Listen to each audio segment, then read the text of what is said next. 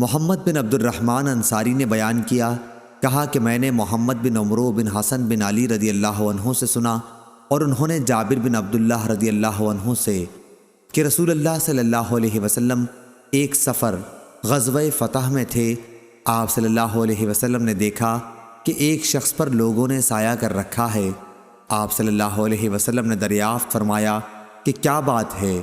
لوگوں نے کہا کہ ایک روزے دار ہے۔ آپ صلی اللہ علیہ وسلم نے فرمایا کہ سفر میں روزہ رکھنا کچھ اچھا کام نہیں ہے۔ صحیح بخاری حدیث نمبر 1946۔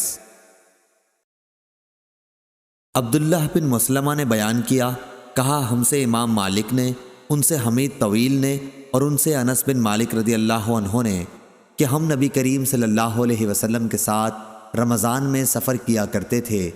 سفر میں بہت سے روزے سے ہوتے اور بہت سے بے روزہ ہوتے، لیکن روزے دار بے روزے دار پر اور بے روزے دار پر کسی قسم کی عیب جوئی نہیں کیا کرتے تھے۔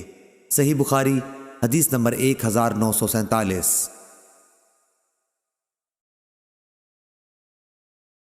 موسیٰ بن اسماعیل نے بیان کیا، انہوں نے کہا ہم سے ابو ایوانہ نے، ان سے منصور نے، ان سے مجاہد نے، ان سے طاؤس نے، اور ان سے حضرت عبداللہ بن عباس رضی اللہ عنہ نے کہ رسول اللہ صلی اللہ علیہ وسلم نے غزوہ فتح میں مدینے سے مکے کے لیے سفر شروع کیا تو آپ صلی اللہ علیہ وسلم روزے سے تھے۔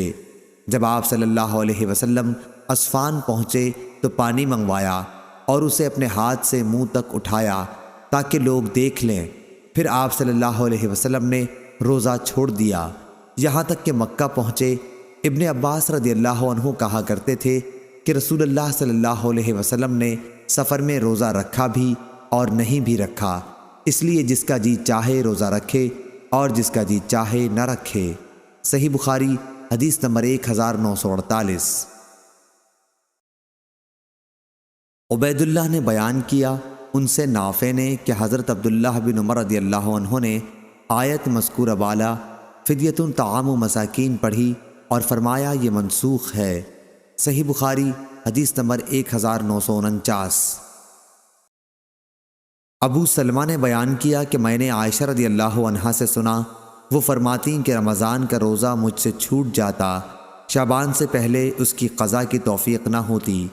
جاہیہ نے کہا کہ یہ نبی کریم صلی اللہ علیہ وسلم کی خدمت میں مشغول رہنے کی وجہ سے تھا۔ صحیح بخاری حدیث نمبر 1950۔